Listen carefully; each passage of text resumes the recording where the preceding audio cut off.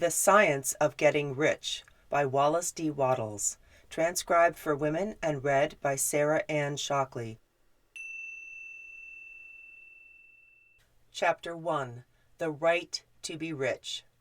Whatever may be said in praise of poverty, the fact remains that it is not possible to live a really complete or successful life unless one is rich.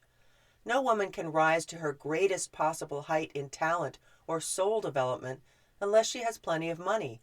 For to unfold the soul and to develop talent, she must have many things to use, and she cannot have these things unless she has money to buy them with. A woman develops in mind, soul, and body by making use of things, and society is so organized that she must have money in order to become the possessor of things. Therefore, the basis of all advancement for her must be the science of getting rich. The object of all life is development, and everything that lives has an inalienable right to all the development it is capable of attaining. A woman's right to life means her right to have the free and unrestricted use of all the things which may be necessary to her fullest mental, spiritual, and physical unfoldment, or in other words, her right to be rich. In this book, I shall speak of riches in a figurative way. To be really rich does not mean to be satisfied or contented with a little. No woman ought to be satisfied with a little if she is capable of using and enjoying more. The purpose of nature is the advancement and unfoldment of life, and every woman should have all that can contribute to the power, elegance, beauty, and richness of life. To be content with less is sinful. The woman who owns all she wants for the living of all the life she is capable of living is rich, and no woman who has not plenty of money can have all she wants. Life has advanced so far and become so complex that even the most ordinary person requires a great amount of wealth in order to live in a manner that even approaches completeness. Every person naturally wants to become all that they are capable of becoming. This desire to realize innate possibilities is inherent in human nature. We cannot help wanting to be all that we can be. Success in life is becoming what you want to be. You can become what you want to be only by making use of things, and you can have the free use of things only as you become rich enough to buy them. To understand the science of getting rich is therefore the most essential of all knowledge. There is nothing wrong in wanting to get rich. The desire for riches is really the desire for a richer, fuller, and more abundant life, and that desire is praiseworthy. The woman who does not desire to live more abundantly is abnormal, and so the woman who does not desire to have money enough to buy all she wants is abnormal. There are three motives for which we live. We live for the body, we live for the mind, we live for the soul. No one of these is better or holier than the other. All are alike desirable, and no one of the three, body, mind, or soul, can live fully if either of the others is cut short of full life and expression. It is not right or noble to live only for the soul and deny mind or body, and it is wrong to live for the intellect and deny body or soul. We are all acquainted with the loathsome consequences of living for the body and denying both mind and soul, and we see that real life means the complete expression of all that a woman can give forth through body, mind, and soul. Whatever she can say, no woman can be really happy or satisfied unless her body is living fully in every function, and unless the same is true of her mind and her soul. Wherever there is unexpressed possibility or function not performed, there is unsatisfied desire. Desire is possibility seeking expression, or function seeking performance. A woman cannot live fully in body without good food, comfortable clothing, and warm shelter, and without freedom from excessive toil. Rest and recreation are also necessary to her physical life.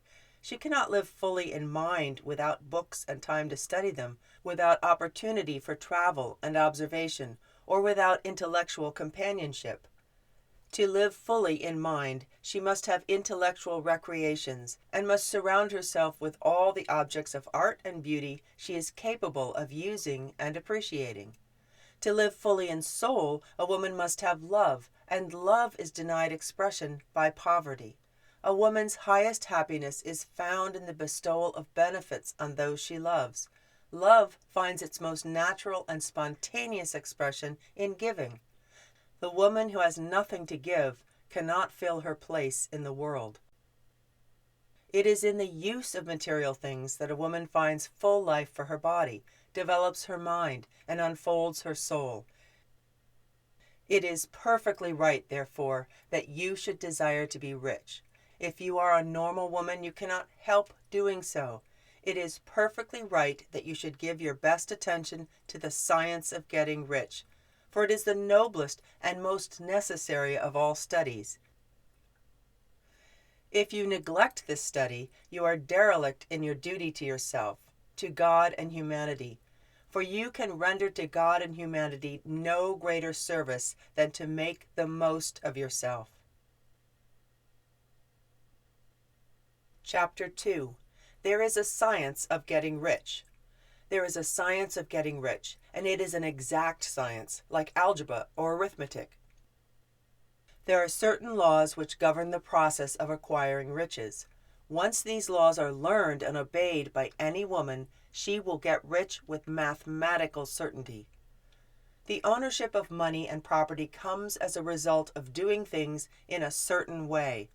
Those who do things in this certain way, whether on purpose or accidentally, get rich, while those who do not do things in this certain way, no matter how hard they work or how able they are, remain poor. It is a natural law that like causes always produce like effects, and therefore any woman who learns to do things in this certain way will infallibly get rich. That the above statement is true is shown by the following facts. Getting rich is not a matter of environment, for if it were, all the people in certain neighborhoods would become wealthy.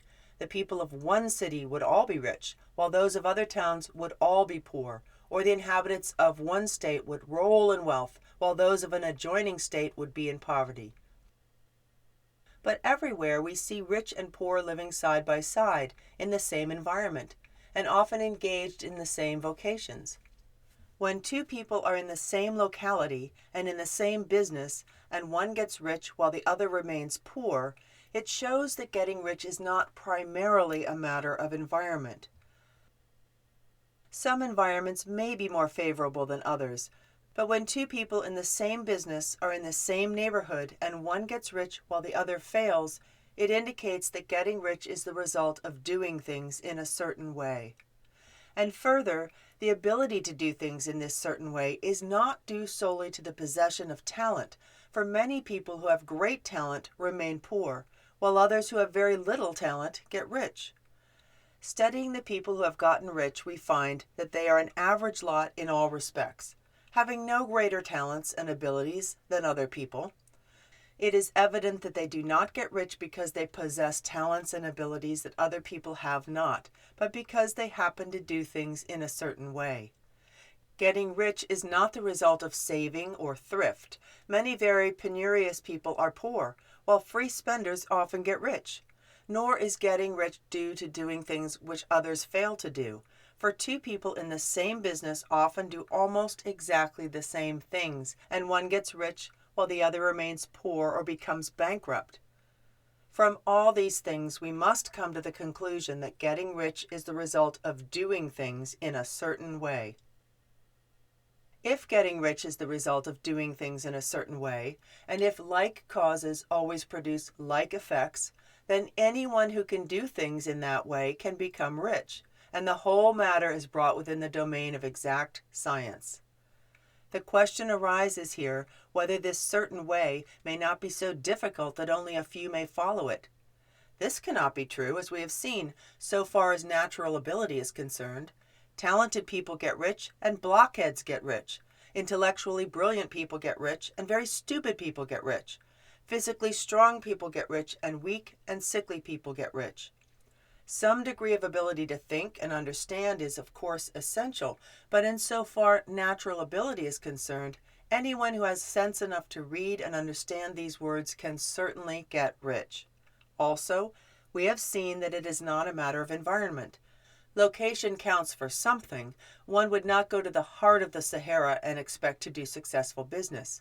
Getting rich involves the necessity of dealing with others and of being where there are people to deal with. And if these people are inclined to deal in the way you want to deal, so much the better. But that is about as far as environment goes. If anybody else in your town can get rich, so can you. And if anybody else in your state can get rich, so can you. Again, it is not a matter of choosing some particular business or profession. People get rich in every business and in every profession, while their next-door neighbors in the same vocation remain in poverty. It is true that you will do best in a business which you like and which is congenial to you, and if you have certain talents which are well developed, you will do best in a business which calls for the exercise of those talents. Also, you will do best in a business which is suited to your locality. An ice cream parlor would do better in a warm climate than in Greenland, and a salmon fishery will succeed better in the Northwest than in Florida, where there are no salmon. But aside from these general limitations, getting rich is not dependent upon your engaging in some particular business, but upon your learning to do things in a certain way. If you are now in business and anybody else in your locality is getting rich in the same business while you are not getting rich, it is because you are not doing things in the same way that the other person is doing them. No one is prevented from getting rich by lack of capital.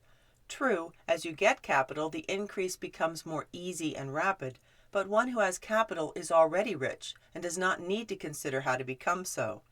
No matter how poor you may be, if you begin to do things in the certain way, you will begin to get rich, and you will begin to have capital.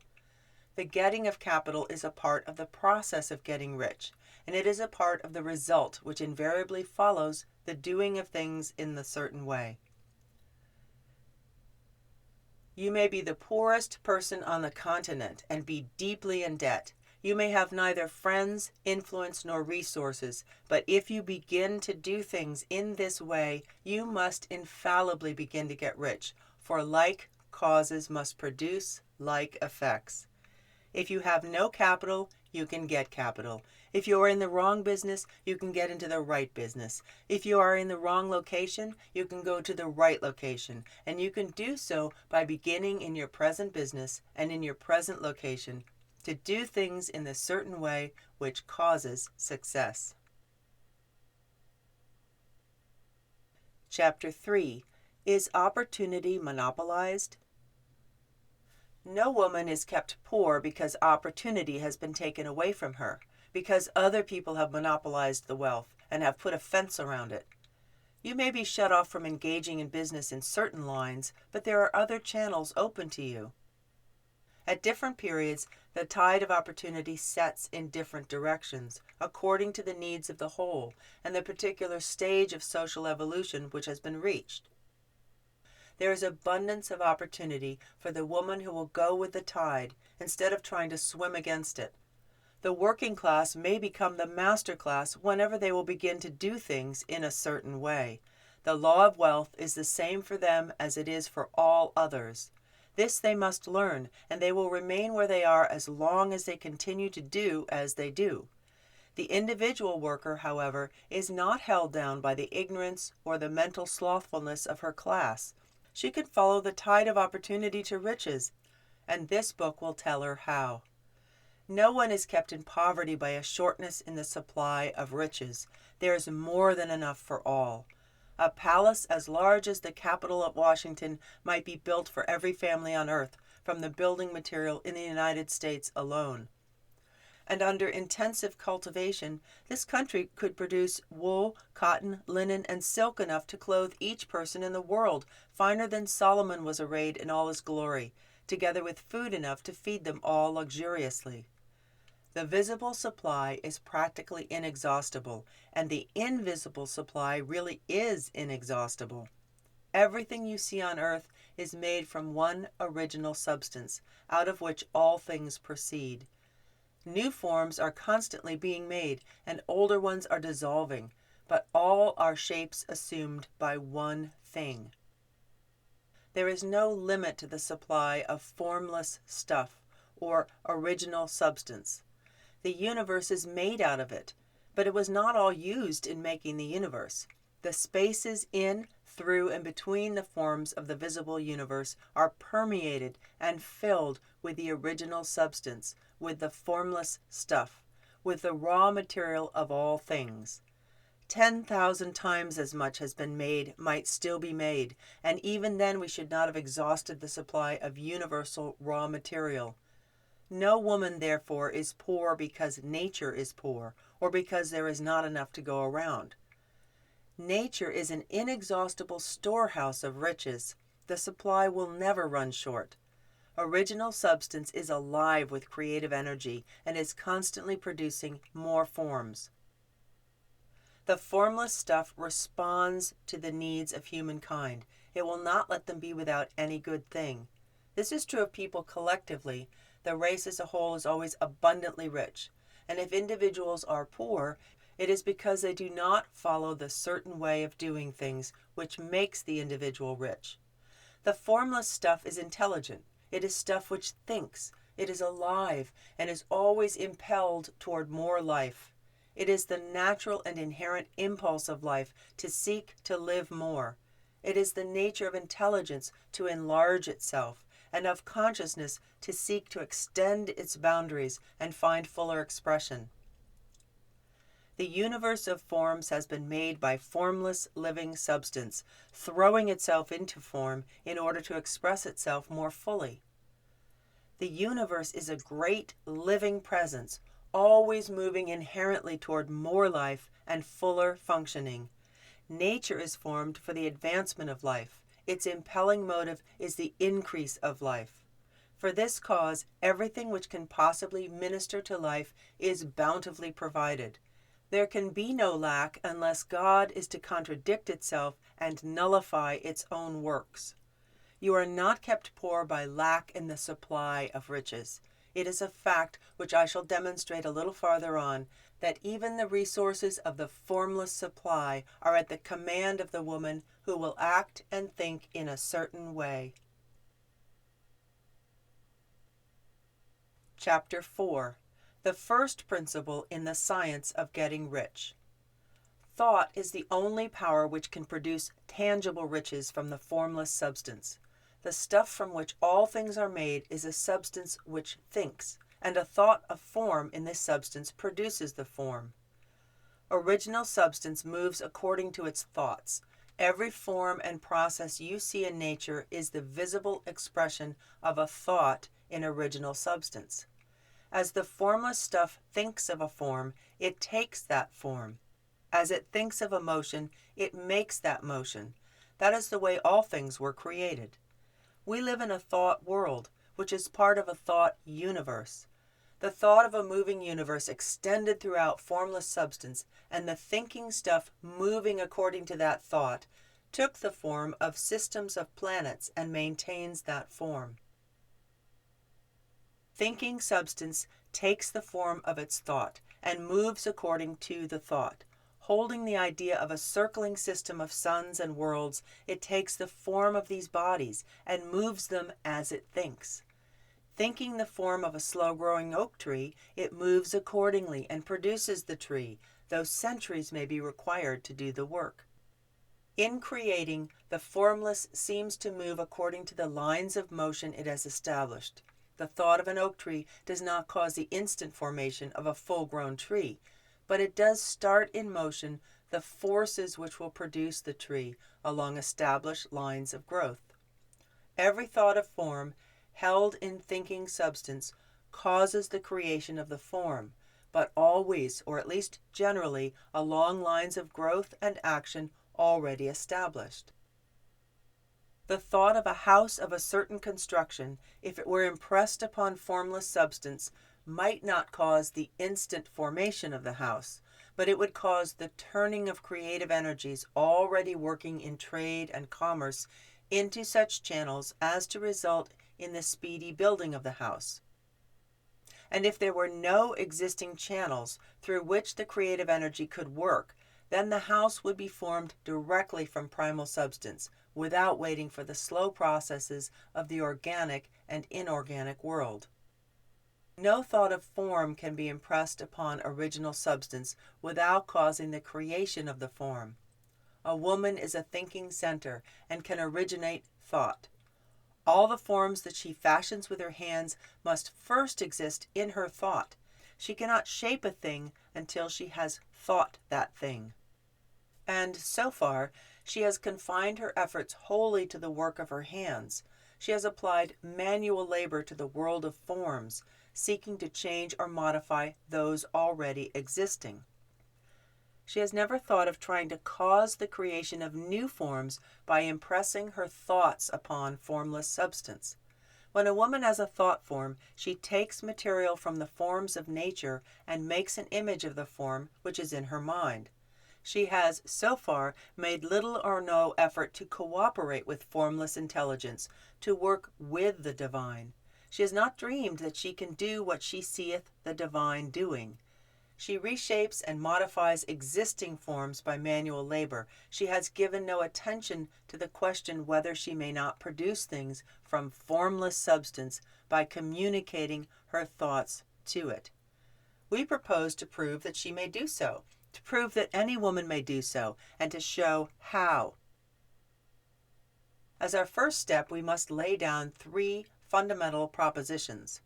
First, we assert that there is one original formless stuff, or substance, from which all things are made. All the seemingly many elements are but different presentations of one element. All the many forms found in organic and inorganic nature are but different shapes made from the same stuff. And this stuff is thinking stuff. A thought held in it produces the form of the thought. Thought in thinking substance produces shapes. A woman is a thinking center, capable of original thought. If she can communicate her thought to original thinking substance, she can cause the creation or formation of the thing she thinks about.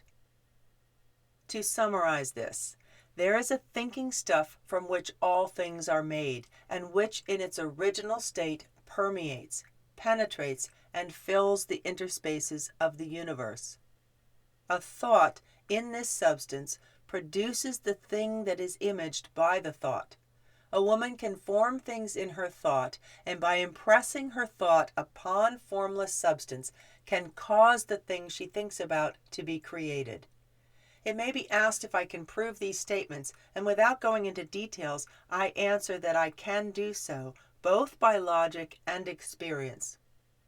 Reasoning back from the phenomena of form and thought, I come to one original thinking substance, and reasoning forward from this thinking substance, I come to an individual's power to cause the formation of the thing she thinks about. And by experiment, I find the reasoning true, and this is my strongest proof. If one woman who reads this book gets rich by doing what it tells her to do, that is evidence in support of my claim. But if every woman who does what it tells her to do gets rich, that is positive proof until someone goes through the process and fails. The theory is true until the process fails, and this process will not fail, for every woman who does exactly what this book tells her to do will get rich. I have said that people get rich by doing things in a certain way, and in order to do so, a woman must become able to think in a certain way. Her way of doing things is the direct result of the way she thinks about things. To do things in a way you want to do them, you will have to acquire the ability to think the way you want to think. This is the first step toward getting rich. To think what you want to think is to think truth, regardless of appearances. Every woman has the natural and inherent power to think what she wants to think, but it requires far more effort to do so than it does to think the thoughts which are suggested by appearances. To think according to appearance is easy. To think truth regardless of appearances is laborious and requires the expenditure of more power than any other work a woman is called upon to perform. There is no labor from which most people shrink as they do from that of sustained and consecutive thought. It is the hardest work in the world. This is especially true when truth is contrary to appearances. Every appearance in the visible world tends to produce a corresponding form in the mind which observes it, and this can only be prevented by holding the thought of the truth. To look upon the appearance of disease will produce the form of disease in your own mind and ultimately in your body unless you hold the thought of the truth, which is that there is no disease. It is only an appearance, and the reality is health. To look upon the appearances of poverty will produce corresponding forms in your own mind unless you hold to the truth that there is no poverty, there is only abundance. To think health when surrounded by the appearances of disease, or to think riches when in the midst of appearances of poverty, requires power. But she who acquires this power becomes a mastermind. She can conquer fate.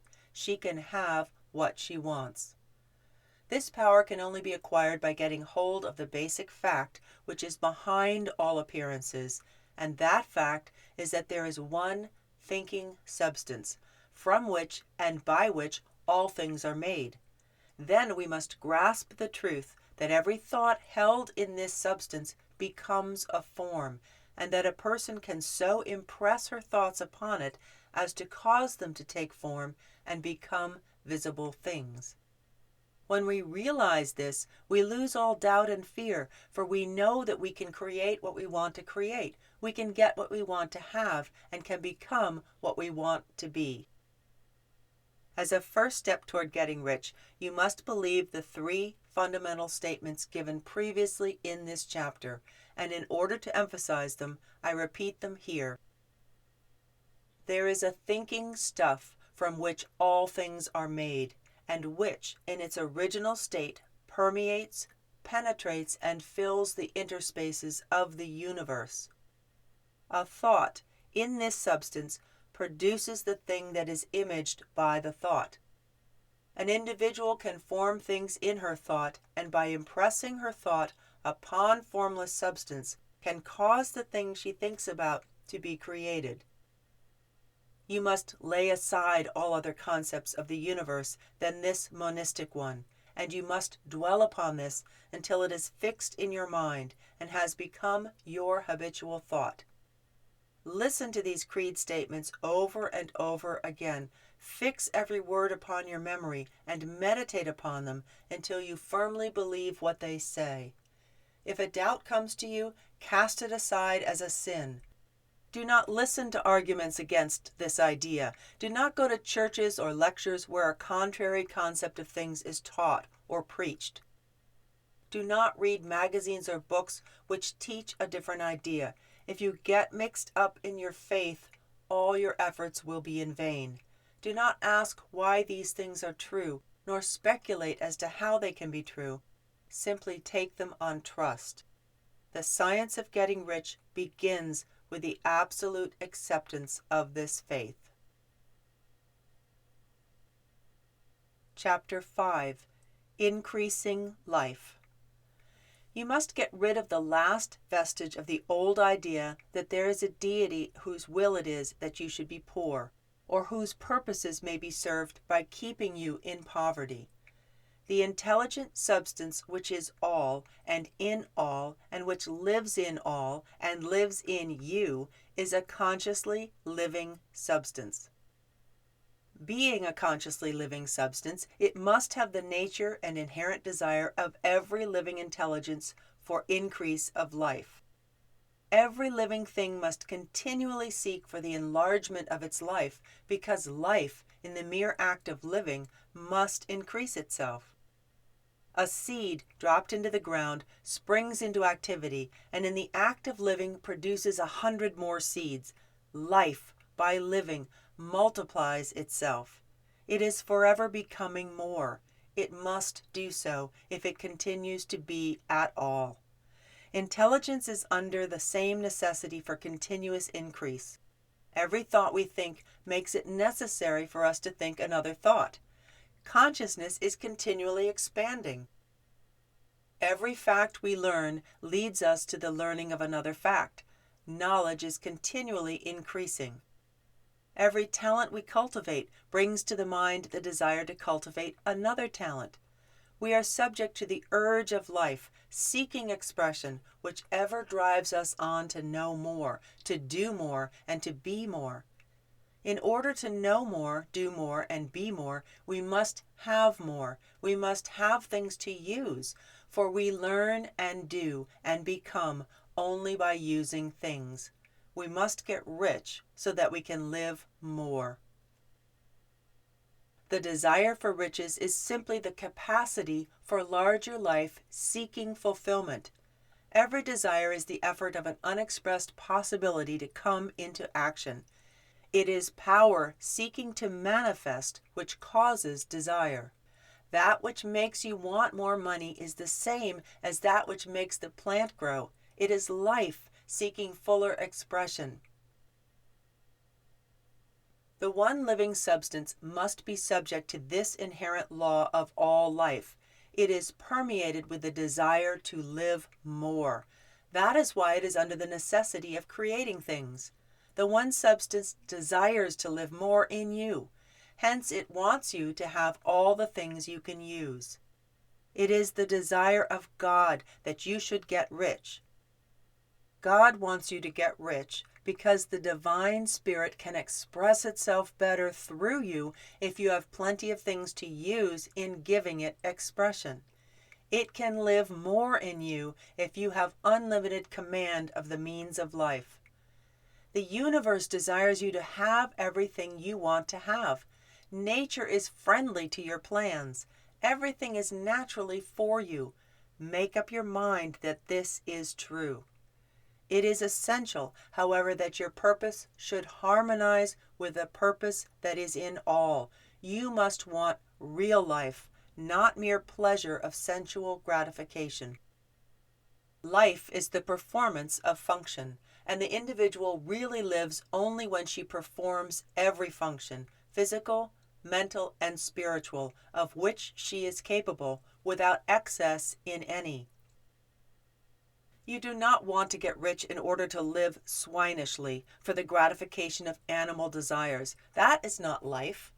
But the performance of every physical function is a part of life, and no one lives completely who denies the impulses of the body a normal and healthful expression. You do not want to get rich solely to enjoy mental pleasures, to get knowledge, to gratify ambition, to outshine others, to be famous. All these are a legitimate part of life, but the woman who lives for the pleasures of the intellect alone will only have a partial life, and she will never be satisfied with her lot. You do not want to get rich solely for the good of others, to lose yourself for the salvation of humankind, to experience the joys of philanthropy and sacrifice. The joys of the soul are only a part of life, and they are no better or nobler than any other part. You want to get rich in order that you may eat, drink, and be merry when it is time to do these things, in order that you may surround yourself with beautiful things, see distant lands, feed your mind, and develop your intellect, in order that you may love others and do kind things, and be able to play a good part in helping the world to find truth. But remember that extreme altruism is no better and no nobler than extreme selfishness.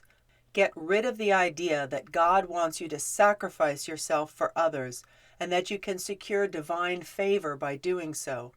God requires nothing of the kind. What divine spirit wants is that you should make the most of yourself, and for others, and you can help others more by making the most of yourself than in any other way. You can make the most of yourself only by getting rich, so it is right and praiseworthy that you should give your first and best thought to the work of acquiring wealth. Remember, however, that the desire of substance is for all, and its movements must be more life to all. It cannot be made to work for less life to any, because it is equally in all, seeking riches and life. Intelligent substance will make things for you, but it will not take things away from someone else and give them to you. You must get rid of the thought of competition. You are to create, not to compete for what is already created. You do not have to take anything away from anyone. You do not have to drive sharp bargains. You do not have to cheat or to take advantage. You do not need to let anyone work for you for less than she earns. You do not have to covet the property of others or to look at it with wishful eyes. No woman has anything of which you cannot have the like, and that without taking what she has away from her. You are going to become a creator, not a competitor. You are going to get what you want, but in such a way that when you get it, every other woman will have more than she has now. I am aware that there are people who get a vast amount of money by proceeding in direct opposition to the statements in the paragraph above, and I may add a word of explanation here. People of the plutocratic type who become very rich do so sometimes purely by their extraordinary ability on the plane of competition. And sometimes they unconsciously relate themselves to substance in its great purposes and movements for the general upbuilding of humanity through industrial evolution. Rockefeller, Carnegie, Morgan et al. Have been the unconscious agents of the Supreme in the necessary work of systematizing and organizing productive industry, and in the end, their work will contribute immensely toward increased life for all. Their day is nearly over. They have organized production and will soon be succeeded by the agents of the multitude, who will organize the machinery of distribution. The multimillionaires are like the monster reptiles of the prehistoric eras. They play a necessary part in the evolutionary process, but the same power which produced them will dispose of them. And it is well to bear in mind that they have never been really rich. A record of the private lives of most of this class will show that they have really been the most abject and wretched of the poor. Riches secured on the competitive plane are never satisfactory and permanent. They are yours today and another's tomorrow. Remember, if you are to become rich in a scientific and certain way, you must rise entirely out of the competitive thought. You must never think for a moment that the supply is limited. Just as soon as you begin to think that all the money is being cornered and controlled by bankers and others, and that you must exert yourself to get laws passed to stop this process, and so on, in that moment you drop into the competitive mind, and your power to cause creation is gone for the time being. And what is worse, you will probably arrest the creative movements you have already instituted. Know that the money you need will come. Never look at the visible supply. Look always at the limitless riches in formless substance, and know that they are coming to you as fast as you can receive and use them. Nobody, by cornering the visible supply, can prevent you from getting what is yours. So never allow yourself to think for an instant that all the best building spots will be taken before you get ready to build your house, unless you hurry. Never worry about the trusts and corporations and get anxious for fear they will soon come to own the whole earth. Never get afraid that you will lose what you want because some other person beats you to it. That cannot possibly happen. You are not seeking anything that is possessed by anybody else. You are causing what you want to be created from formless substance, and the supply is without limits. Stick to the formulated statement. There is a thinking stuff from which all things are made, and which, in its original state, permeates, penetrates, and fills the interspaces of the universe. A thought, in this substance, produces the thing that is imaged by the thought. A woman can form things in her thought, and by impressing her thought upon formless substance, can cause the thing she thinks about to be created. Chapter 6. How Riches Come to You. When I say that you do not have to drive sharp bargains, I do not mean that you do not have to drive any bargains at all, or that you are above the necessity for having any dealings with others. I mean that you will not need to deal with them unfairly. You do not have to get something for nothing, but can give to every person more than you take from them. You cannot give everyone more in cash market value than you take, but you can give them more in use value. The paper, ink, and other material in this printed book may not be worth the money you pay for it. But if the ideas suggested by it bring you thousands of dollars, you have not been wronged by those who sold it to you. They have given you a great use value for a small cash value. Let us suppose that I own a picture by one of the great artists, which, in any civilized community, is worth thousands of dollars. I take it to Baffin Bay, Canada, and by salesmanship induce an Inuit hunter to give a bundle of furs worth $500 for it. I have really wronged that hunter, for they have no use for the picture. It has no value to them. It will not add to their life. But suppose I trade them a gun for the furs. Then that hunter has made a good bargain. They have use for the gun. It will get them many more furs and much food. It will add to their life in every way. It will make them rich. When you rise from the competitive to the creative plane, you can scan your business transactions very strictly, and if you are selling anyone anything which does not add more to their life than the thing they gave you in exchange, you can afford to stop it. You do not have to beat anybody in business, and if you are in a business which does beat people, get out of it at once. Give every person more in use value than you take from them in cash value. Then you are adding to the life of the world by every business transaction. If you have people working for you, you must take from them more in cash value than you pay them in wages. But you can so organize your business that it will be filled with the principle of advancement, and so that each employee who wishes to do so may advance a little every day. You can make your business do for your employees what this book is doing for you. You can so conduct your business that it will be a sort of ladder by which every employee who will take the trouble may climb to riches themselves, and given the opportunity, if they will not do so, it is not your fault. And finally, because you are to cause the creation of your riches from formless substance which permeates all your environment, it does not follow that they are to take shape from the atmosphere and come into being before your eyes.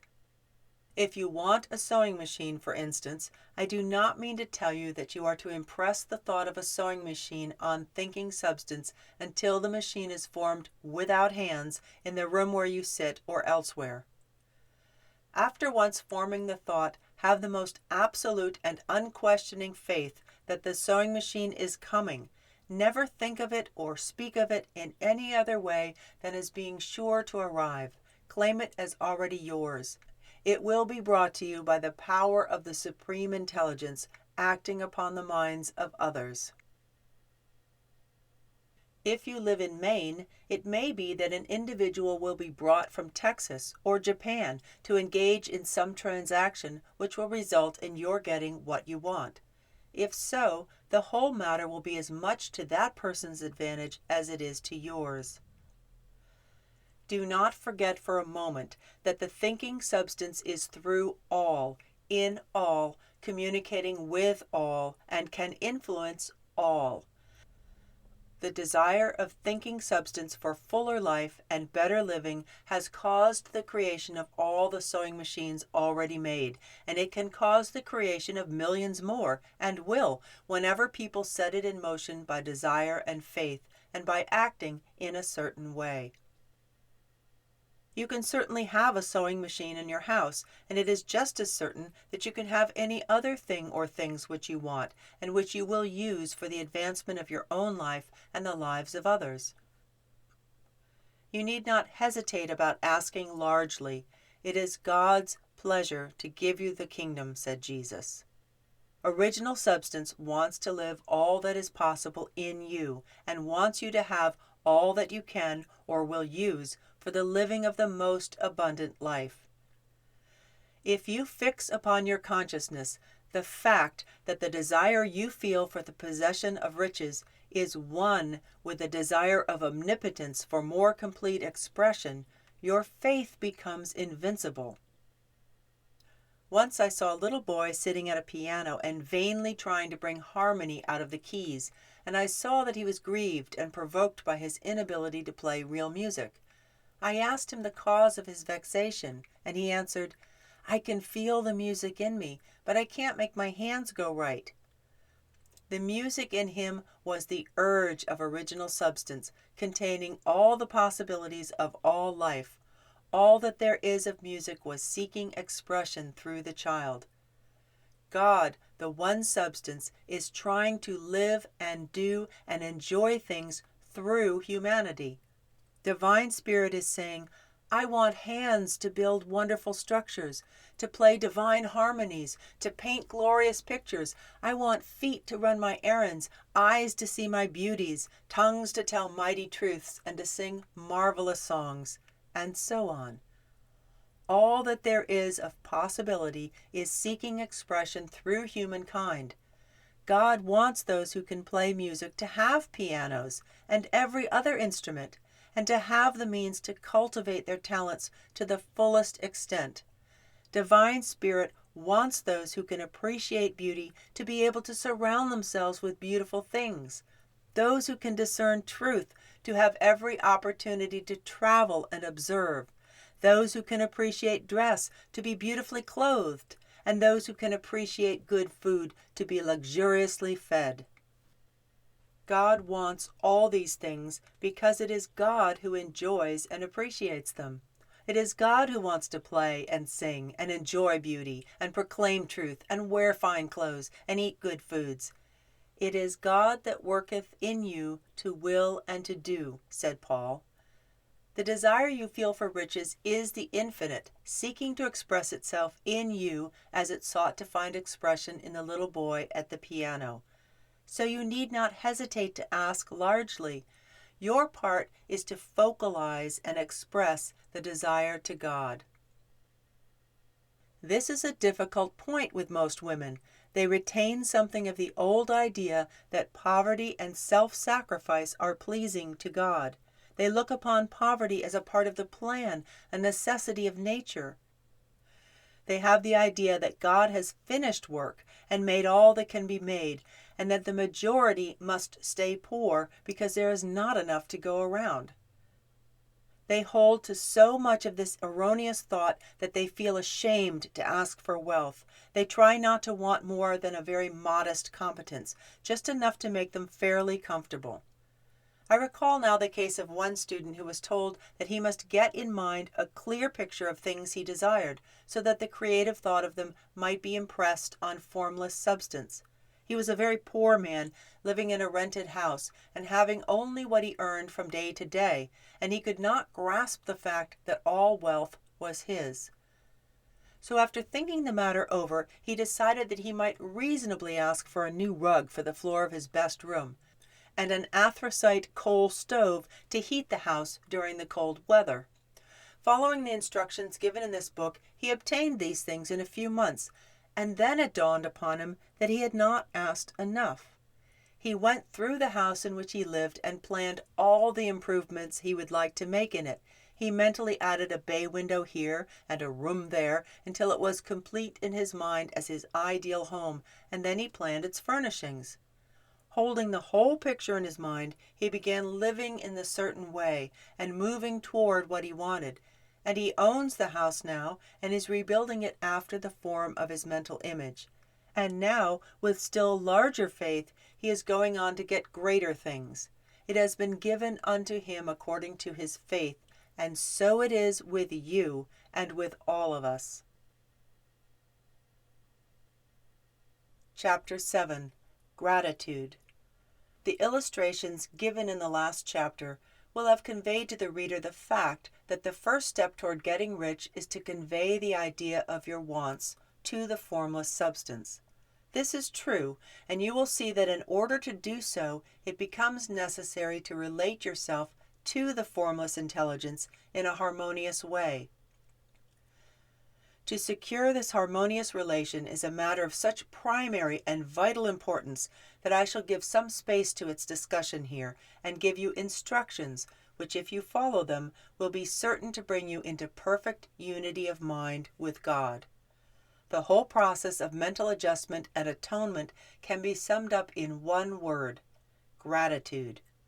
First, you believe that there is one intelligent substance, from which all things proceed. Second, you believe that this substance gives you everything you desire. And third, you relate yourself to it by a feeling of deep and profound gratitude. Many people who order their lives rightly in all other ways are kept in poverty by their lack of gratitude. Having received one gift from God, they cut the wires which connect them with divine spirit by failing to make acknowledgement. It is easy to understand that the nearer we live to the source of wealth, the more wealth we shall receive. And it is easy also to understand that the soul that is always grateful lives in closer touch with God than the one which never looks to divine spirit in thankful acknowledgement. The more gratefully we fix our minds on the Supreme when good things come to us, the more good things we will receive, and the more rapidly they will come. And the reason simply is that the mental attitude of gratitude draws the mind into closer touch with the source from which the blessings come. If it is a new thought to you that gratitude brings your whole mind into closer harmony with the creative energies of the universe, consider it well, and you will see that it is true. The good things you already have came to you along the line of obedience to certain laws. Gratitude will lead your mind out along the ways by which things come, and it will keep you in close harmony with creative thought and prevent you from falling into competitive thought. Gratitude alone can keep you looking toward the all and prevent you from falling into the error of thinking of the supply as limited, and to do that would be fatal to your hopes. There is a law of gratitude, and it is absolutely necessary that you should observe the law if you are to get the results you seek. The law of gratitude is the natural principle that action and reaction are always equal and in opposite directions. The grateful outreaching of your mind in thankful praise to the Supreme is a liberation or expenditure of force. It cannot fail to reach that to which it is addressed, and the reaction is an instantaneous movement towards you. Draw nigh unto God, and God will draw nigh unto you. That is a statement of psychological truth. And if your gratitude is strong and constant, the reaction in formless substance will be strong and continuous. The movement of the things you want will be always toward you. Notice the grateful attitude that Jesus took, how he always seemed to be saying, "I thank thee, God, that thou hearest me." You cannot exercise much power without gratitude, for it is gratitude that keeps you connected with power. But the value of gratitude does not consist solely in getting you more blessings in the future. Without gratitude, you cannot long keep from dissatisfied thoughts regarding things as they are. The moment you permit your mind to dwell with dissatisfaction upon things as they are, you begin to lose ground. You fix attention upon the common, the ordinary, the poor, and the squalid and mean, and your mind takes the form of these things. Then you will transmit these forms or mental images to the formless, and the common, the poor, the squalid, and mean will come to you. To permit your mind to dwell on the inferior is to become inferior and to surround yourself with inferior things. On the other hand, to fix your attention on the best is to surround yourself with the best and to become the best. The creative power within us makes us into the image of that to which we give our attention. We are thinking substance, and thinking substance always takes the form of that which it thinks about. The grateful mind is constantly fixed upon the best. Therefore, it tends to become the best. It takes the form or character of the best and will receive the best. Also, faith is born of gratitude. The grateful mind continually expects good things, and expectation becomes faith. The reaction of gratitude upon one's own mind produces faith, and every outgoing wave of grateful thanksgiving increases faith. She who has no feeling of gratitude cannot long retain a living faith, and without a living faith, you cannot get rich by the creative method, as we shall see in the following chapters. It is necessary then to cultivate the habit of being grateful for every good thing that comes to you, and to give thanks continuously. And because all things have contributed to your advancement, you should include all things in your gratitude. God has worked a long time and very patiently to bring us up to where we are in industry and government, and God is going right on with the work. There is not the least doubt that Divine Spirit will do away with plutocrats, trust magnates, captains of industry, and politicians as soon as they can be spared. But in the meantime, behold, they are all very good. Remember that they are all helping to arrange the lines of transmission along which your riches will come to you, and be grateful to them all. This will bring you into harmonious relations with the good in everything, and the good in everything will move toward you. Chapter 8. Thinking in the Certain Way. Remind yourself of the story of the man who formed a mental image of his house, and you will get a fair idea of the initial step toward getting rich. You must form a clear and definite mental picture of what you want. You cannot transmit an idea unless you have it yourself. You must have it before you can give it, and many people fail to impress thinking substance because they have themselves only a vague and misty concept of the things they want to do, to have, or to become. It is not enough that you should have a general desire for wealth to do good with. Everybody has that desire. It is not enough that you should have a wish to travel, to see things, live more, etc. Everybody has those desires also. If you were going to send a wireless message to a friend, you would not send the letters of the alphabet in their order and let your friend construct the message for herself, nor would you take words at random from the dictionary. You would send a coherent sentence, one which meant something. When you try to impress your wants upon substance, remember that it must be done by a coherent statement. You must know what you want and be definite. You can never get rich or start the creative power into action by sending out unformed longings and vague desires. Go over your desires just as the man I have described went over his house. See just what you want and get a clear mental picture of it as you wish it to look when you get it. That clear mental picture you must have continually in mind, as the sailor has in mind the port toward which they are sailing the ship. You must keep your face toward it all the time. You must no more lose sight of it than the helmsperson loses sight of the compass. It is not necessary to take exercises in concentration, nor to set apart special times for prayer and affirmation, nor to go into the silence, nor to do occult stunts of any kind. These things are well enough, but all you need is to know what you want, and to want it badly enough so that it will stay in your thoughts.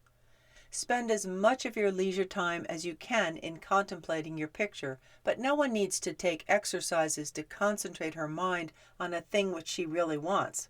It is the things you do not really care about which require effort to fix your attention upon them. And unless you really want to get rich, so that the desire is strong enough to hold your thoughts directed to the purpose, as the magnetic pole holds the needle of the compass, it will hardly be worthwhile for you to try to carry out the instructions given in this book. The methods herein set forth are for people whose desire for riches is strong enough to overcome mental laziness and the love of ease and make them work.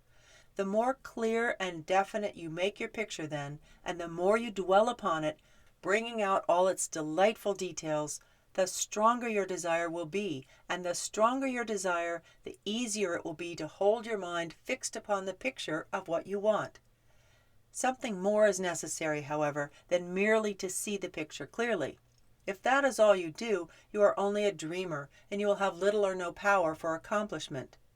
Behind your clear vision must be the purpose to realize it, to bring it out in tangible expression. And behind this purpose must be an invincible and unwavering faith that the thing is already yours, that it is at hand, and you have only to take possession of it. Live in the new house mentally until it takes form around you physically. In the mental realm, enter at once into full enjoyment of the things you want. Whatsoever things ye ask for when ye pray, believe that ye receive them, and ye shall have them, said Jesus. See the things you want as if they were actually around you all the time. See yourself as owning and using them. Make use of them in imagination, just as you will use them when they are your tangible possessions.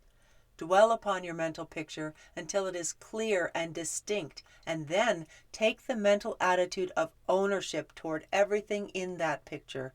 Take possession of it in mind, in the full faith that it is actually yours. Hold to this mental ownership. Do not waver for an instant in the faith that it is real. And remember what was said in a preceding chapter about gratitude. Be as thankful for it all the time as you expect to be when it has taken form. The woman who can sincerely thank God for the things which as yet she owns only in imagination has real faith. She will get rich. She will cause the creation of whatsoever she wants. You do not need to pray repeatedly for things you want. It is not necessary to tell God about it every day. Use not vain repetitions as the heathen do, said Jesus to his pupils, for God knoweth that ye have need of these things before ye ask.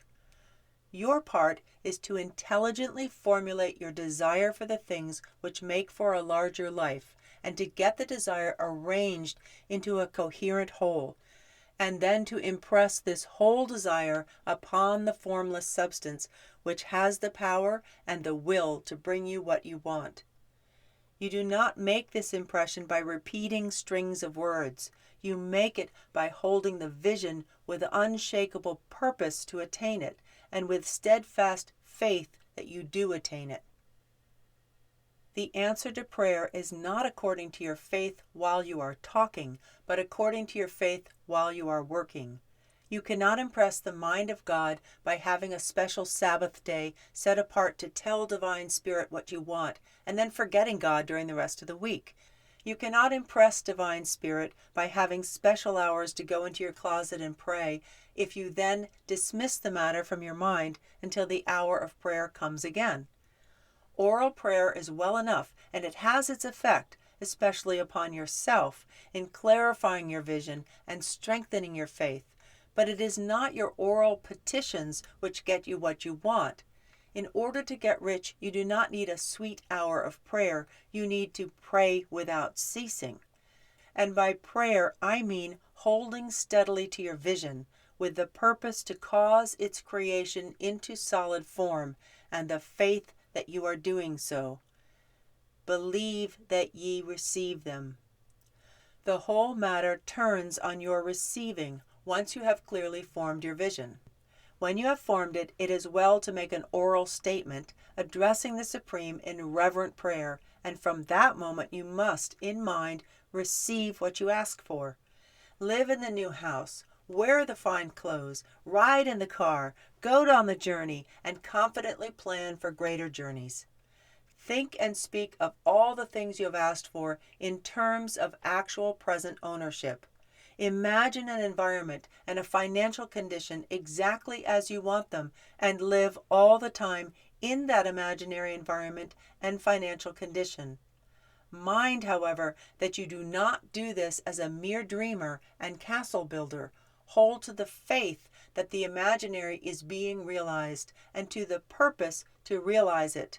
Remember that it is faith and purpose in the use of the imagination which make the difference between the scientist and the dreamer. And having learned this fact, it is here that you must learn the proper use of the will. Chapter 9. How to use the will. To set about getting rich in a scientific way, you do not try to apply your willpower to anything outside of yourself. You have no right to do so anyway. It is wrong to apply your will to other people in order to get them to do what you wish done. It is as flagrantly wrong to coerce people by mental power as it is to coerce them by physical power. If compelling people by physical force to do things for you reduces them to slavery, compelling them by mental means accomplishes exactly the same thing. The only difference is in methods. If taking things from people by physical force is robbery, then taking things by mental force is robbery also. There is no difference in principle. You have no right to use your willpower upon another person, even for their own good, for you do not know what is for their good. The science of getting rich does not require you to apply power or force to any other person in any way whatsoever. There is not the slightest necessity for doing so. Indeed, any attempt to use your will upon others will only tend to defeat your purpose. You do not need to apply your will to things in order to compel them to come to you. That would simply be trying to coerce God and would be foolish and useless as well as irreverent. You do not have to compel God to give you good things any more than you have to use your willpower to make the sun rise. You do not have to use your willpower to conquer an unfriendly deity or to make stubborn and rebellious forces do your bidding. Substance is friendly to you and is more anxious to give you what you want than you are to get it. To get rich, you need only to use your willpower upon yourself. When you know what to think and do, then you must use your will to compel yourself to think and do the right things. That is the legitimate use of will in getting what you want, to use it in holding yourself to the right course. Use your will to keep yourself thinking and acting in the certain way. Do not try to project your will or your thoughts or your mind out into space to act on things or people. Keep your mind at home. It can accomplish more there than elsewhere. Use your mind to form a mental image of what you want and to hold that vision with faith and purpose, and use your will to keep your mind working in the right way. The more steady and continuous your faith and purpose, the more rapidly you will get rich, because you will make only positive impressions upon substance, and you will not neutralize or offset them by negative impressions. The picture of your desires, held with faith and purpose, is taken up by the formless and permeates it to great distances throughout the universe for all I know. As this impression spreads, all things are set moving towards its realization. Every living thing, every inanimate thing, and the things yet uncreated are stirred toward bringing into being that which you want. All force begins to be exerted in that direction. All things begin to move toward you. The minds of people everywhere are influenced toward doing the things necessary to the fulfilling of your desires, and they work for you unconsciously. But you can check all this by starting a negative impression in the formless substance. Doubt or unbelief is as certain to start a movement away from you as faith and purpose are to start one toward you. It is by not understanding this that most people who try to make use of mental science in getting rich make their failure. Every hour and moment you spend in giving heed to doubts and fears, every hour you spend in worry, every hour in which your soul is possessed by unbelief, sets a current away from you in the whole domain of intelligent substance. All the promises are unto them that believe, and unto them only. Notice how insistent Jesus was upon this point of belief, and now you know the reason why. Since belief is all important, it behooves you to guard your thoughts, and as your beliefs will be shaped to a very great extent by the things you observe and think about, it is important that you should command your attention. And here the will comes into use, for it is by your will that you determine upon what things your attention shall be fixed. If you want to become rich, you must not make a study of poverty. Things are not brought into being by thinking about their opposites.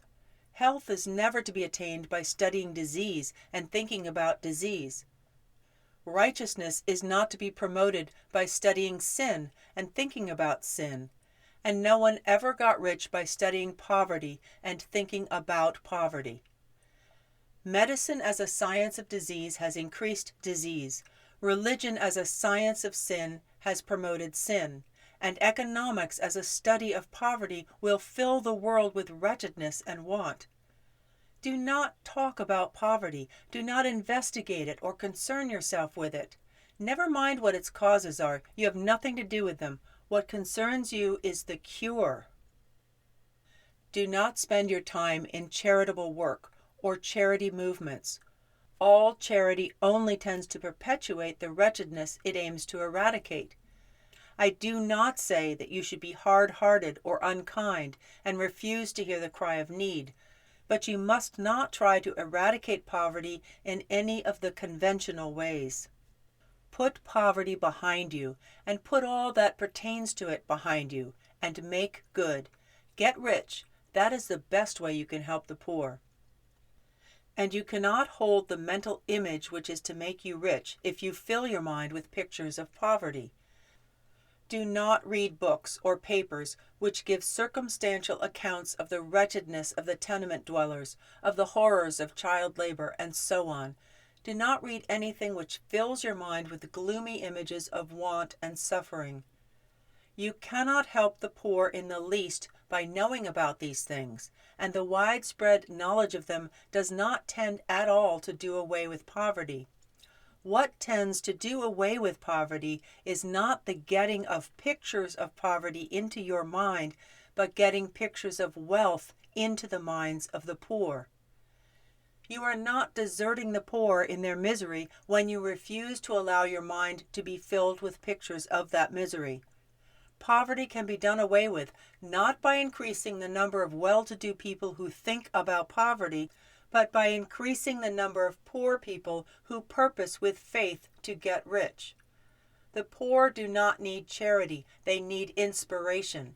Charity only sends them a loaf of bread to keep them alive in their wretchedness, or gives them an entertainment to make them forget for an hour or two, but inspiration will cause them to rise out of their misery. If you want to help the poor, demonstrate to them that they can become rich. Prove it by getting rich yourself. The only way in which poverty will ever be banished from this world is by getting a large and constantly increasing number of people to practice the teachings of this book. People must be taught to become rich by creation, not by competition. Every woman who becomes rich by competition throws down behind her the ladder by which she rises and keeps others down. But every woman who gets rich by creation opens a way for thousands to follow her and inspires them to do so.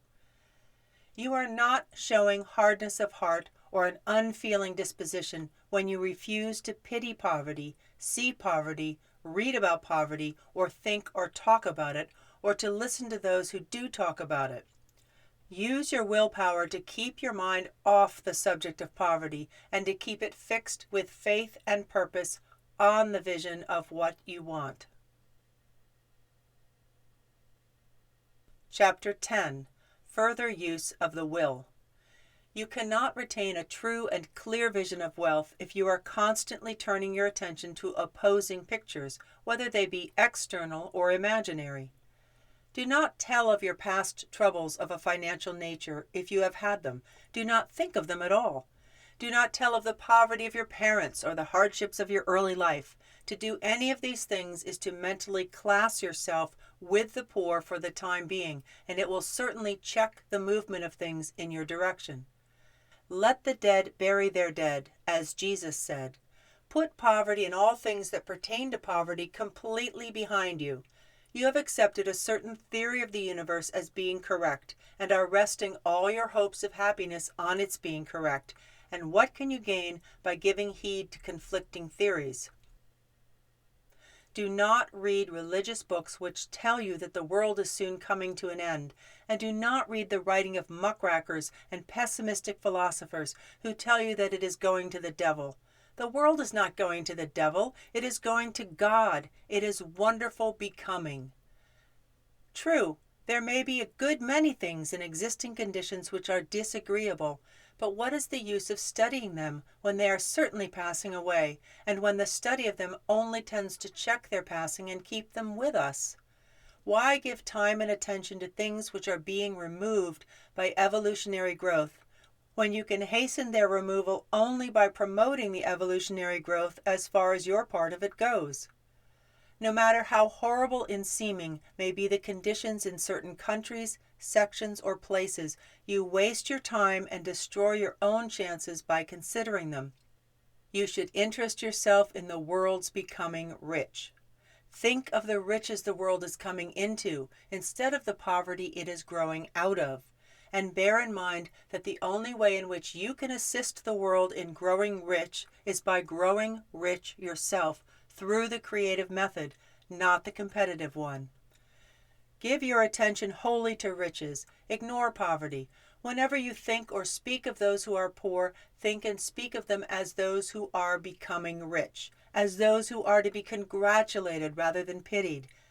Then they and others will catch the inspiration and begin to search for the way out. Because I say that you are to give your whole time and mind and thought to riches, it does not follow that you are to be sordid or mean. To become really rich is the noblest aim you can have in life, for it includes everything else. On the competitive plane, the struggle to get rich is a godless scramble for power over others. But when we come into the creative mind, all this is changed.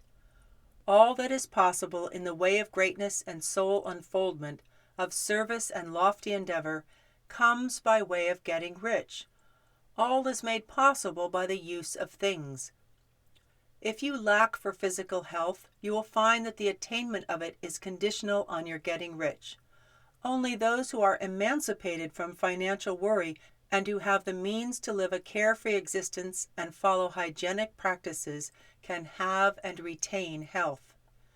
Moral and spiritual greatness is possible only to those who are above the competitive battle for existence, and only those who are becoming rich on the plane of creative thought are free from the degrading influences of competition. If your heart is set on domestic happiness, remember that love flourishes best where there is refinement, a high level of thought, and freedom from corrupting influences, and these are to be found only where riches are attained by the exercise of creative thought without strife or rivalry. You can aim at nothing so great or noble, I repeat, as to become rich, and you must fix your attention upon your mental picture of riches to the exclusion of all that may tend to dim or obscure the vision. You must learn to see the underlying truth in all things. You must see beneath all seemingly wrong conditions the great one life ever moving forward toward fuller expression and more complete happiness. It is the truth that there is no such thing as poverty, that there is only wealth. Some people remain in poverty because they are ignorant of the fact that there is wealth for them, and these can best be taught by showing them the way to affluence in your own person and practice. Others are poor because while they feel that there is a way out, they are too intellectually indolent to put forth the mental effort necessary to find that way and travel it. And for these, the very best thing you can do is to arouse their desire by showing them the happiness that comes from being rightly rich. Others still are poor because while they have some notion of science, they have become so swamped and lost in the maze of metaphysical and occult theories that they do not know which road to take. They try a mixture of many systems and fail in all. For these, again, the very best thing to do is to show the right way in your own person and practice. An ounce of doing things is worth a pound of theorizing. The very best thing you can do for the whole world is to make the most of yourself. You can serve God and humanity in no more effective way than by getting rich. That is, if you get rich by the creative method and not by the competitive one. Another thing. We assert that this book gives in detail the principles of the science of getting rich, and if that is true, you do not need to read any other book upon the subject. This may sound narrow and egotistical, but consider there is no more scientific method of computation in mathematics than by addition, subtraction, multiplication, and division. No other method is possible. There can be but one shortest distance between 2 points. There is only one way to think scientifically, and that is to think in the way that leads by the most direct and simple route to the goal. No one has yet formulated a briefer or less complex system than the one set forth herein.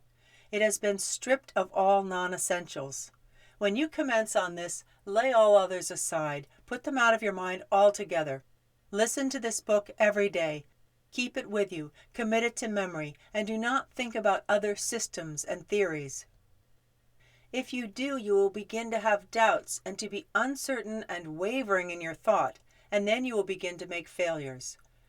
After you have made good and become rich, you may study other systems as much as you please, but until you are quite sure that you have gained what you want, do not listen to anything on this line but this book, and read only the most optimistic comments on the world's news, those in harmony with your picture. Also, postpone your investigations into the occult. Do not dabble in theosophy, spiritualism, or kindred studies. It is very likely that the dead still live, and are near. But if they are, let them alone. Mind your own business. Whatever the spirits of the dead may be, they have their own work to do, and their own problems to solve, and we have no right to interfere with them. We cannot help them, and it is very doubtful whether they can help us, or whether we have any right to trespass upon their time if they can. Let the dead and the hereafter alone, and solve your own problem. Get rich. If you begin to mix with the occult, you will start mental cross-currents, which will surely bring your hopes to shipwreck.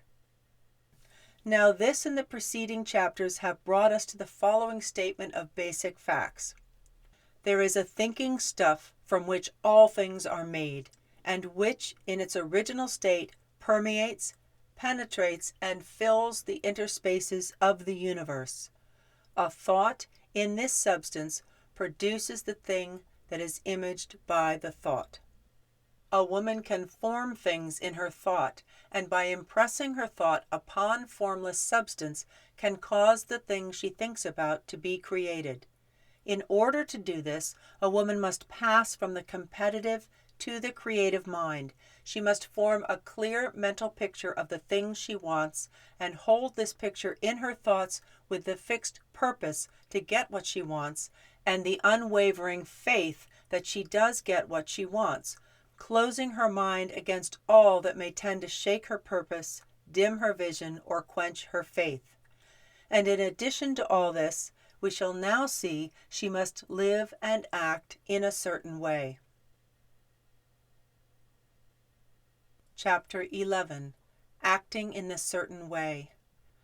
Thought is the creative power, or the impelling force which causes the creative power to act.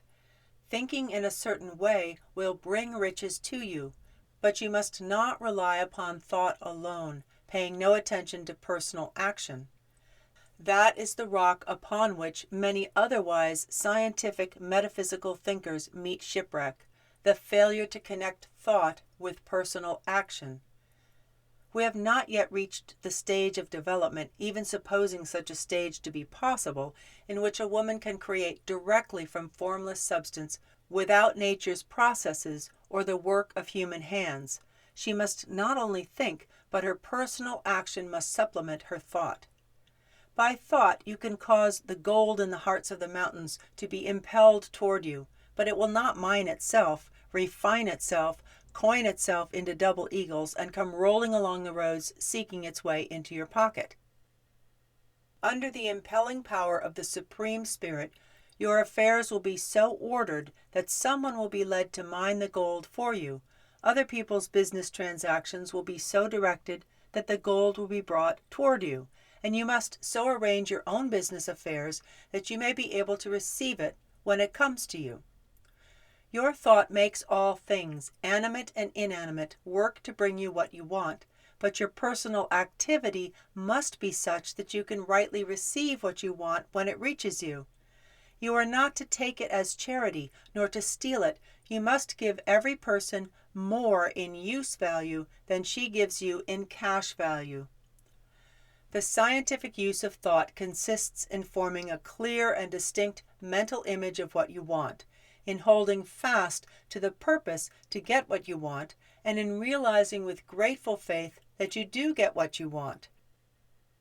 Do not try to project your thought in any mysterious or occult way with the idea of having it go out and do things for you. That is wasted effort and will weaken your power to think with sanity. The action of thought in getting rich is fully explained in the preceding chapters. Your faith and purpose positively impress your vision upon formless substance, which has the same desire for more life that you have. And this vision, received from you, sets all the creative forces at work in and through their regular channels of action, but directed toward you. It is not your part to guide or supervise the creative process. All you have to do with that is to retain your vision, stick to your purpose, and maintain your faith and gratitude. But you must act in a certain way so that you can appropriate what is yours when it comes to you, so that you can meet the things you have in your picture and put them in their proper places as they arrive. You can really see the truth of this. When things reach you, they will be in the hands of others, who will ask an equivalent for them, and you can only get what is yours by giving the other person what is hers. Your pocketbook is not going to be transformed into a Fortunata's purse, which should be always full of money without effort on your part. This is the crucial point in the science of getting rich, right here, where thought and personal action must be combined. There are very many people who, consciously or unconsciously, set the creative forces in action by the strength and persistence of their desires, but who remain poor because they do not provide for the reception of the thing they want when it comes. By thought, the thing you want is brought to you. By action, you receive it. Whatever your action is to be, it is evident that you must act now. You cannot act in the past, and it is essential to the clearness of your mental vision that you dismiss the past from your mind.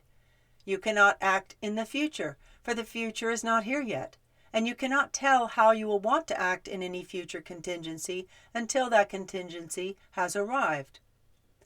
Because you are not in the right business or the right environment now, do not think that you must postpone action until you get into the right business or environment. And do not spend time in the present taking thought as to the best course in possible future emergencies. Have faith in your ability to meet any emergency when it arrives.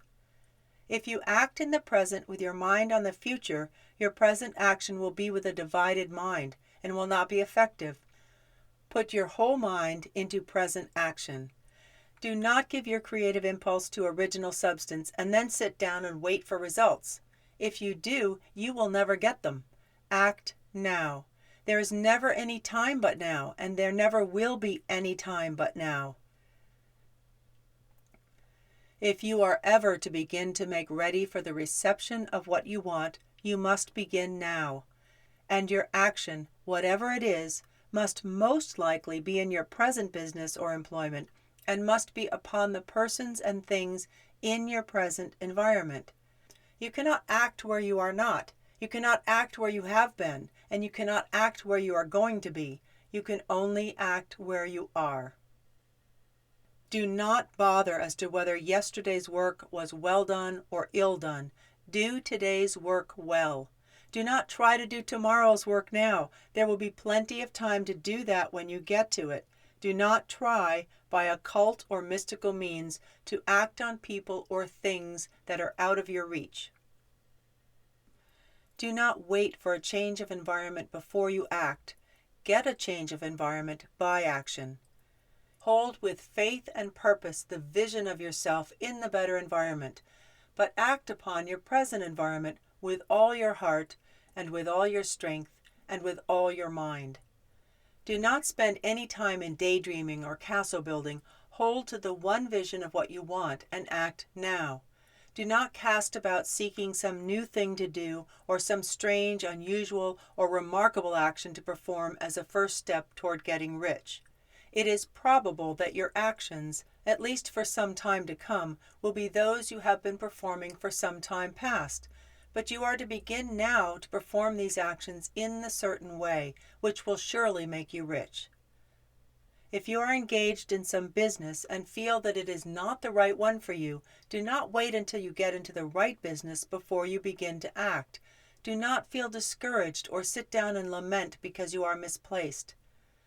No woman was ever so misplaced but that she could not find the right place, and no woman ever became so involved in the wrong business but that she could get into the right business.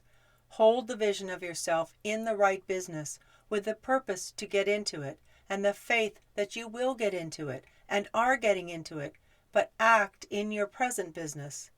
Use your present business as the means of getting a better one, and use your present environment as the means of getting into a better one. Your vision of the right business, if held with faith and purpose, will cause the Supreme to move the right business toward you, and your action, if performed in the certain way, will cause you to move toward the business. If you are an employee or wage earner and feel that you must change places in order to get what you want, do not project your thought into space and rely upon it to get you another job. It will probably fail to do so. Hold the vision of yourself in the job you want while you act with faith and purpose on the job you have, and you will certainly get the job you want. Your vision and faith will set the creative force in motion to bring it toward you, and your action will cause the forces in your own environment to move you toward the place you want. In closing this chapter, we will add another statement to our syllabus. There is a thinking stuff from which all things are made, and which, in its original state, permeates, penetrates, and fills the interspaces of the universe. A thought in this substance produces the thing that is imaged by the thought. A woman can form things in her thought, and by impressing her thought upon formless substance, can cause the thing she thinks about to be created. In order to do this, she must pass from the competitive to the creative mind. She must form a clear mental picture of the things she wants, and hold this picture in her thoughts with the fixed purpose to get what she wants, and the unwavering faith that she does get what she wants, closing her mind to all that may tend to shake her purpose, dim her vision, or quench her faith. That she may receive what she wants when it comes, a woman must act now upon the people and things in her present environment. Chapter 12. Efficient Action. You must use your thought as directed in previous chapters, and begin to do what you can do where you are, and you must do all that you can do where you are. You can advance only by being larger than your present place, and no woman is larger than her present place who leaves undone any of the work pertaining to that place. The world is advanced only by those who more than fill their present places. If no one quite filled their present place, you can see that there must be a going backward in everything. Those who do not quite fill their present places are dead weight upon society, government, commerce, and industry. They must be carried along by others at a great expense. The progress of the world is retarded only by those who do not fill the places they are holding. They belong to a former age and a lower stage or plane of life, and their tendency is toward degeneration. No society could advance if everyone was smaller than their place. Social evolution is guided by the law of physical and mental evolution. In the animal world, evolution is caused by excess of life. When an organism has more life than can be expressed in the functions of its own plane, it develops the organs of a higher plane, and a new species is originated. There never would have been new species had there not been organisms which more than filled their places. The law is exactly the same for you. Your getting rich depends upon your applying this principle to your own affairs. Every day is either a successful day or a day of failure, and it is the successful days which get you what you want. If every day is a failure, you can never get rich, while if every day is a success, you cannot fail to get rich. If there is something that may be done today and you do not do it, You have failed insofar as that thing is concerned, and the consequences may be more disastrous than you imagine. You cannot foresee the results of even the most trivial act. You do not know the workings of all the forces that have been set moving in your behalf. Much may be depending on your doing some simple act. It may be the very thing which is to open the door of opportunity to very great possibilities. You can never know all the combinations which Supreme Intelligence is making for you in the world of things and of human affairs. Your neglect or failure to do some small thing may cause a long delay in getting what you want. Do every day all that can be done that day. There is, however, a limitation or qualification of the above that you must take into account. You are not to overwork nor to rush blindly into your business in the effort to do the greatest possible number of things in the shortest possible time. You are not to try to do tomorrow's work today, nor to do a week's worth in a day. It is really not the number of things you do, but the efficiency of each separate action that counts. Every act is, in itself, either a success or a failure.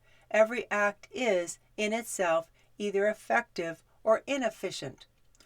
Every inefficient act is a failure, and if you spend your life in doing inefficient acts, your whole life will be a failure. The more things you do, the worse for you if all your acts are inefficient ones. On the other hand, every efficient act is a success in itself, and if every act of your life is an efficient one, your whole life must be a success. The cause of failure is doing too many things in an inefficient manner and not doing enough things in an efficient manner. You will see that it is a self-evident proposition that if you do not do any inefficient acts, and if you do a sufficient number of efficient acts, you will become rich. If, now, it is possible for you to make each act an efficient one, you see again that the getting of riches is reduced to an exact science, like mathematics. The matter turns then on the question of whether you can make each separate act a success in itself, and this you can certainly do. You can make each act a success because all power is working with you, and all power cannot fail. Power is at your service, and to make each act efficient, you have only to put power into it. Every action is either strong or weak, and when everyone is strong, you are acting in this certain way which will make you rich. Every act can be made strong and efficient by holding your vision while you are doing it, and putting the whole power of your faith and purpose into it. It is at this point that the people fail who separate mental power from personal action. They use the power of mind in one place and at one time, and they act in another place and at another time. So their acts are not successful in themselves. Too many of them are inefficient. But if all power goes into every act, no matter how commonplace, every act will be a success in itself. And as in the nature of things, every success opens the way to other successes. Your progress toward what you want and the progress of what you want toward you will become increasingly rapid. Remember that successful action is cumulative in its results.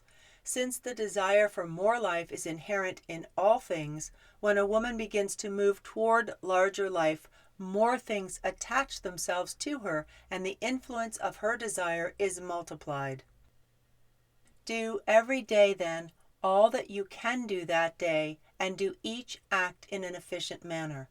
In saying that you must hold your vision while you are doing each act, however trivial or commonplace, I do not mean to say that it is necessary at all times to see the vision distinctly to its smallest details.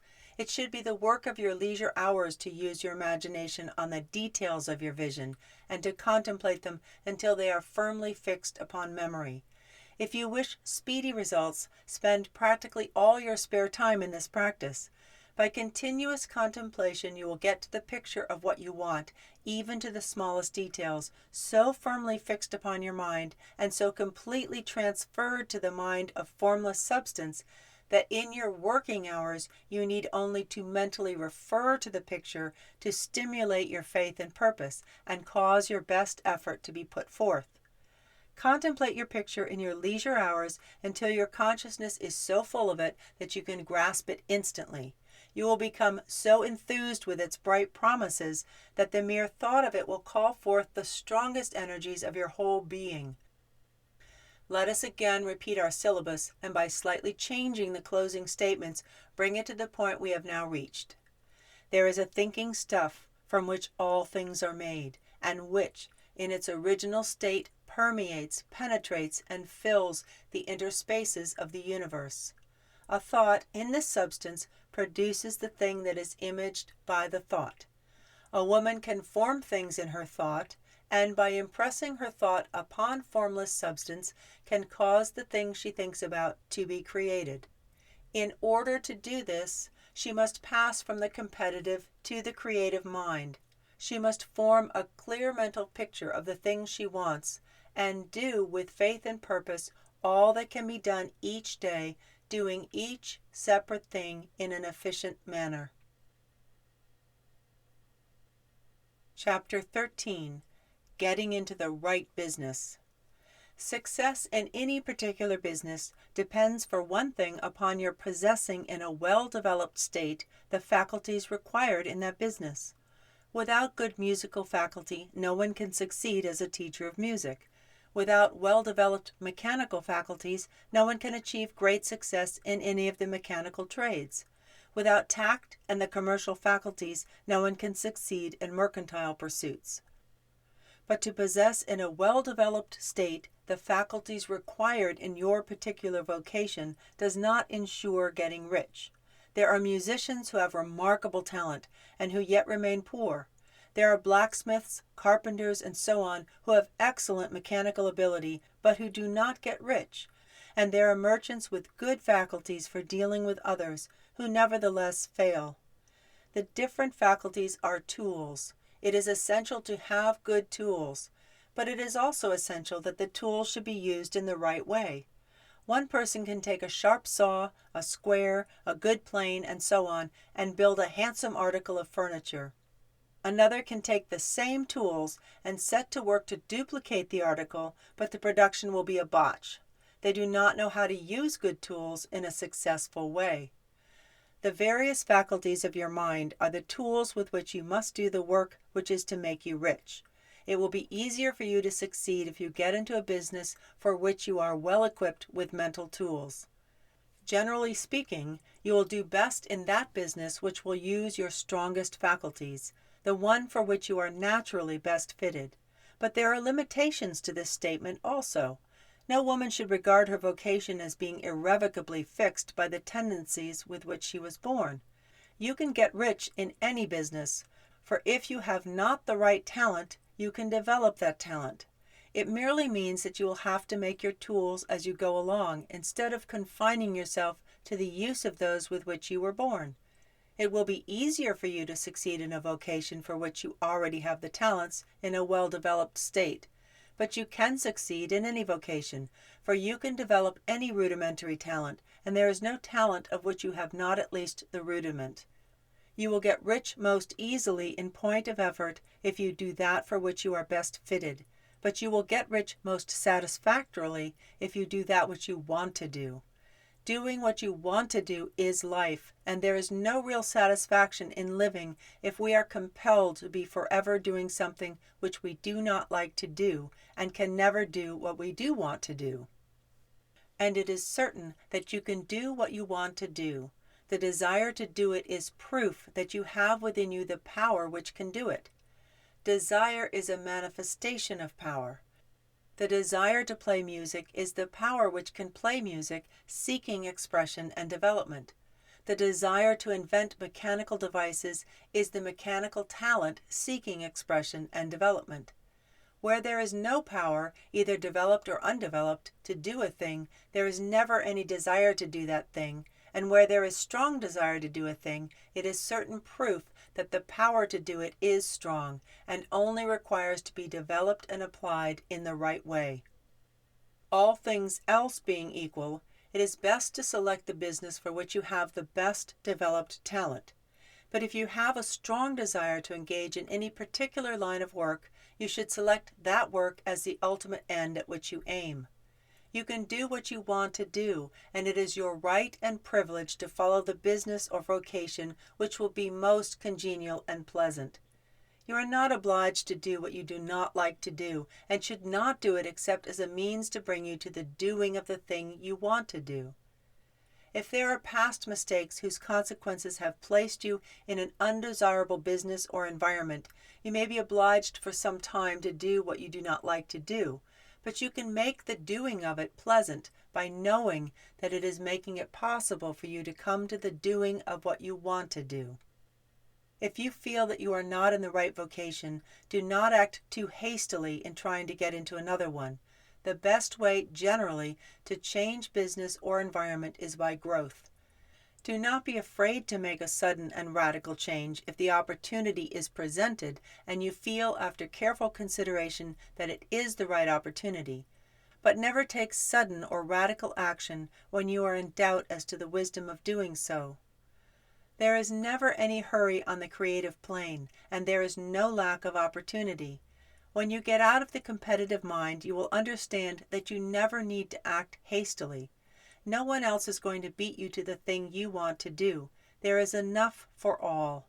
If one space is taken, another and a better one will be open for you a little farther on. There is plenty of time. When you are in doubt, wait. Fall back on the contemplation of your vision, and increase your faith and purpose, and by all means, in times of doubt and indecision, cultivate gratitude. A day or two spent in contemplating the vision of what you want, and in earnest thanksgiving that you are getting it, will bring your mind into such close relationship with the Supreme that you will make no mistake when you do act. There is a mind which knows all there is to know, and you can come into close unity with this mind by faith and the purpose to advance in life if you have deep gratitude. Mistakes come from acting hastily or from acting in fear or doubt or in forgetfulness of the right motive, which is more life to all and less to none. As you go on in this certain way, opportunities will come to you in increasing number, and you will need to be very steady in your faith and purpose, and to keep in close touch with the All-Mind by reverent gratitude. Do all that you can do in a perfect manner every day, but do it without haste, worry, or fear. Go as fast as you can, but never hurry. Remember that in the moment you begin to hurry, you cease to be a creator and become a competitor. You drop back upon the old plane again. Whenever you find yourself hurrying, call a halt. Fix your attention on the mental image of the thing you want and begin to give thanks that you are getting it. The exercise of gratitude will never fail to strengthen your faith and renew your purpose. Chapter 14. The Impression of Increase. Whether you change your vocation or not, your actions for the present must be those pertaining to the business in which you are now engaged. You can get into the business you want by making constructive use of the business you are already established in, by doing your daily work in a certain way. And insofar as your business consists in dealing with others, whether personally or by letter, the key thought of all your efforts must be to convey to their minds the impression of increase. Increase is what all people are seeking. It is the urge of the formless intelligence within them, seeking fuller expression. The desire for increase is inherent in all nature. It is the fundamental impulse of the universe. All human activities are based on the desire for increase. People are seeking more food, more clothes, better shelter, more luxury, more beauty, more knowledge, increase in something, more life. Every living thing is under this necessity for continuous advancement. Where increase of life ceases, dissolution and death set in at once. People instinctively know this, and hence they are forever seeking more. This law of perpetual increase is set forth by Jesus in the parable of the talents. Only those who gain more retain any. From the one who hath not shall be taken away even that which they hath. The normal desire for increased wealth is not an evil or a reprehensible thing. It is simply the desire for more abundant life. It is aspiration. And because it is the deepest instinct of their natures, all humanity is attracted to the person who can give them more of the means of life. In following this certain way as described in the foregoing pages, you are getting continuous increase for yourself, and you are giving it to all with whom you deal. You are a creative center from which increase is given off to all. Be sure of this, and convey assurance of the fact to every man, woman, and child with whom you come in contact. No matter how small the transaction, even if it be only the selling of a stick of candy to a little child, put into it the thought of increase, and make sure that the customer is impressed with the thought.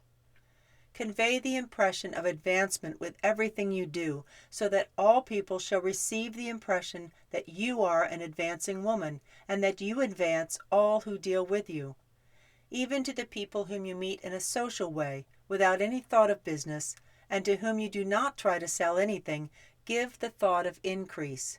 You can convey this impression by holding the unshakable faith that you yourself are in the way of increase, and by letting this faith inspire, fill, and permeate every action. Do everything that you do in the firm conviction that you are an advancing personality, and that you are giving advancement to everybody. Feel that you are getting rich, and that in so doing you are making others rich, and conferring benefits on all. Do not boast or brag of your success, or talk about it unnecessarily. True faith is never boastful. Wherever you find a boastful person, you find one who is secretly doubtful and afraid. Simply feel the faith, and let it work out in every transaction. Let every act and tone and look express the quiet assurance that you are getting rich, that you are already rich. Words will not be necessary to communicate this feeling to others. They will feel the sense of increase when in your presence, and will be attracted to you again. You must so impress others that they will feel that in associating with you, they will get increase for themselves. See that you give them a use value greater than the cash value you are taking from them. Take an honest pride in doing this, and let everybody know it, and you will have no lack of customers. People will go where they are given increase, and the Supreme, which desires increase in all, and which knows all, will move toward you those who have never heard of you. Your business will increase rapidly, and you will be surprised at the unexpected benefits which will come to you. You will be able from day to day to make larger combinations, secure greater advantages, and to go on into a more congenial vocation if you desire to do so. But doing all this, you must never lose sight of your vision of what you want, or your faith and purpose to get what you want. Let me here give you another word of caution in regard to motives. Beware of the insidious temptation to seek for power over others. Nothing is so pleasant to the unformed or partially developed mind as the exercise of power or dominion over others. The desire to rule for selfish gratification has been the curse of the world. For countless ages, kings and lords have drenched the earth with blood in their battles to extend their dominions. This not to seek more life for all, but to get more power for themselves. Today, the main motive in the business and industrial world is the same. People marshal their armies of dollars and lay waste the lives and hearts of millions in the same mad scramble over power for others. Commercial kings, like political kings, are inspired by the lust for power. Jesus saw in this desire for mastery the moving impulse of that evil world he sought to overthrow. Read the 23rd chapter of Matthew and see how he pictures the lust of the Pharisees to be called master, to sit in the high places, to domineer over others, and to lay burdens on the backs of the less fortunate. And note how he compares this lust for dominion with the brotherly seeking for the common good to which he calls his disciples. Look out for the temptation to seek for authority, to become a master, to be considered as one who is above the common herd, to impress others by lavish display, and so on. The mind that seeks for mastery over others is the competitive mind, and the competitive mind is not the creative one. In order to master your environment and your destiny, it is not at all necessary that you should rule over others, and indeed, when you fall into the world's struggle for the high places, you begin to be conquered by fate and environment, and your getting rich becomes a matter of chance and speculation. Beware of the competitive mind. No better statement of the principle of creative action can be formulated than the favorite declaration of the late Golden Rule Jones of Toledo. What I want for myself, I want for everybody. Chapter 15. The Advancing Woman. What I have said in the last chapter applies as well to the professional woman and the wage earner as to the woman who is engaged in mercantile business. No matter whether you are a physician, a teacher, or a member of the clergy, if you can give increase of life to others and make them sensible of the fact, they will be attracted to you and you will get rich.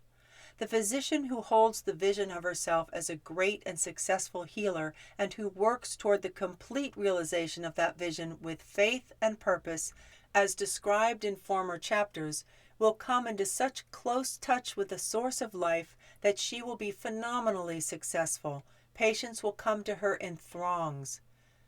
No one has a greater opportunity to carry into effect the teaching of this book than the practitioner of medicine. It does not matter to which of the various schools she may belong, for the principle of healing is common to all of them and may be reached by all alike.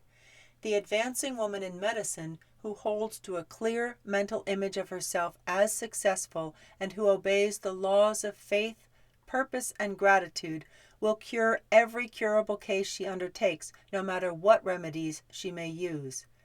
In the field of religion, the world cries out for the member of the clergy who can teach her hearers the true science of abundant life. She who masters the details of the science of getting rich, together with the allied sciences of being well, of being great, and of winning love, and who teaches these details from the pulpit, will never lack for a congregation. This is the gospel that the world needs. It will give increase of life, and people will hear it gladly and will give liberal support to the woman who brings it to them. What is now needed is a demonstration of the science of life from the pulpit. We want preachers who can not only tell us how, but who in their own persons will show us how. We need the preacher who will herself be rich, healthy, great, and beloved, to teach us how to attain to these things, and when she comes, she will find a numerous and loyal following. The same is true of the teacher who can inspire the children with the faith and purpose of the advancing life. She will never be out of a job, and any teacher who has this faith and purpose can give it to her pupils. She cannot help giving it to them if it is part of her own life and practice.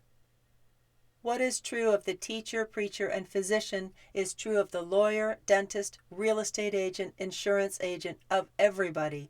The combined mental and personal action I have described is infallible. It cannot fail. Every woman who follows these instructions steadily, perseveringly, and to the letter will get rich.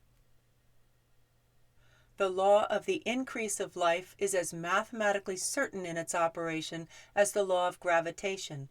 Getting rich is an exact science. The wage earner will find this as true of her case as of any of the others mentioned. Do not feel that you have no chance to get rich because you are working where there is no visible opportunity for advancement, where wages are small and the cost of living high. Form your clear mental vision of what you want and begin to act with faith and purpose. Do all the work you can do every day, and do each piece of work in a perfectly successful manner. Put the power of success and the purpose to get rich into everything that you do. But do not do this merely with the idea of currying favor with your employer, in the hope that they or those above you will see your good work and advance you. It is not likely that they will do so. The woman who is merely a good worker, filling her place to the very best of her ability and satisfied with that, is valuable to her employer, and it is not to the employer's interest to promote her. She is worth more where she is. To secure advancement, something more is necessary than to be too large for your place. The woman who is certain to advance is the one who is too big for her place and who has a clear concept of what she wants to be, who knows that she can become what she wants to be, and who is determined to be what she wants to be. Do not try to more than fill your present place with a view to pleasing your employer. Do it with the idea of advancing yourself. Hold the faith and purpose of increase during work hours, after work hours, and before work hours. Hold it in such a way that every person who comes in contact with you, whether supervisor, fellow worker, or social acquaintance, will feel the power of purpose radiating from you, so that everyone will get the sense of advancement and increase from you. People will be attracted to you, and if there is no possibility for advancement in your present job, you will very soon see an opportunity to take another job. There is a power which never fails to present opportunity to the advancing woman who is moving in obedience to law. God cannot help helping you if you act in a certain way. God must do so in order to help divine spirit itself. There is nothing in your circumstances or in the industrial situation that can keep you down. Nobody has to work for a large corporation. The corporations can keep people in so-called hopeless conditions only so long as there are those who are too ignorant to know of the science of getting rich, or too intellectually slothful to practice it. Begin this way of thinking and acting, and your faith and purpose will make you quick to see any opportunity to better your condition. Such opportunities will speedily come, for the Supreme, working in all and working for you, will bring them before you. Do not wait for an opportunity to be all that you want to be. When an opportunity to be more than you are now is presented and you feel impelled toward it, take it. It will be the first step toward a greater opportunity. There is no such thing possible in this universe as a lack of opportunities for the woman who is living the advancing life. It is inherent in the constitution of the cosmos that all things shall be for her and work together for her good, and she must certainly get rich if she acts and thinks in the certain way. So let wage-earning women study this book with great care and enter with confidence upon the course of action it prescribes. It will not fail. Chapter 16. Some Cautions and Concluding Observations. Many people will scoff at the idea that there is an exact science of getting rich, holding the impression that the supply of wealth is limited. They will insist that social and governmental institutions must be changed before any considerable number of people can acquire a competence. But this is not true. It is true that existing governments keep the masses in poverty, but this is because the masses do not think and act in the certain way. If the masses begin to move forward as suggested in this book, neither governments nor industrial systems can check them. All systems must be modified to accommodate the forward movement. If the people have the advancing mind, have the faith that they can become rich, and move forward with the fixed purpose to become rich, nothing can possibly keep them in poverty. Individuals may enter upon the certain way at any time, and under any government, and make themselves rich, and when any considerable number of individuals do so under any government, they will cause the system to be so modified as to open the way for others. The more women who get rich on the competitive plane, the worse for others. The more who get rich on the creative plane, the better for others. The economic salvation of the masses can only be accomplished by getting a large number of people to practice the scientific method set down in this book and become rich. These will show others the way and inspire them with a desire for real life, with the faith that it can be attained, and with the purpose to attain it. For the present, however, it is enough to know that neither the government under which you live nor the capitalistic or competitive system of industry can keep you from getting rich. When you enter upon the creative plane of thought, you will rise above all these things and become a citizen of another kingdom. But remember that your thought must be held upon the creative plane. You are never for an instant to be betrayed into regarding the supply as limited, or into acting on the moral level of competition. Whenever you do fall into old ways of thought, correct yourself instantly, for when you are in the competitive mind, you have lost the cooperation of the mind of the whole. Do not spend any time in planning as to how you will meet possible emergencies in the future, except as the necessary policies may affect your actions today. You are concerned with doing today's work in a perfectly successful manner, and not with emergencies which may arise tomorrow. You can attend to them as they come. Do not concern yourself with questions as to how you shall surmount obstacles which may loom upon your business horizon, unless you can see plainly that your course must be altered today in order to avoid them. No matter how tremendous an obstruction may appear at a distance, you will find that if you go on in the certain way, it will disappear as you approach it, or that a way over, through, or around it will appear. No possible combination of circumstances can defeat a woman who is proceeding to get rich along strictly scientific lines.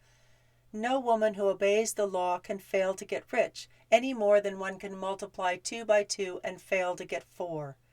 Give no anxious thought to possible disasters, obstacles, panics, or unfavorable combinations of circumstances. It is time enough to meet such things when they present themselves before you in the immediate present, and you will find that every difficulty carries with it the wherewithal for its overcoming. Guard your speech. Never speak of yourself, your affairs, or anything else in a discouraged or discouraging way. Never admit the possibility of failure, or speak in a way that infers failure as a possibility. Never speak of the times as being hard, or of business conditions as being doubtful. Times may be hard, and business doubtful for those who are on the competitive plane, but they can never be so for you. You can create what you want, and you are above fear. When others are having hard times and poor business, you will find your greatest opportunities. Train yourself to think of and to look upon the world as something which is becoming, which is growing, and to regard something evil as being only that which is undeveloped. Always speak in terms of advancement. To do otherwise is to deny your faith, and to deny your faith is to lose it. Never allow yourself to feel disappointed. You may expect to have a certain thing at a certain time and not get it at that time, and this will appear to you like a failure. But if you hold to your faith, you will find that the failure is only apparent. Go on in the certain way, and if you do not receive that thing, you will receive something so much better that you will see that this seeming failure was really a great success.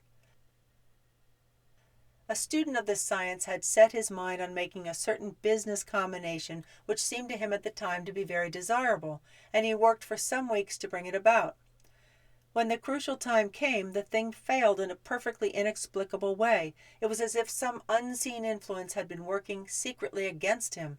He was not disappointed. On the contrary, he thanked God that his desire had been overruled and went steadily on with a grateful mind.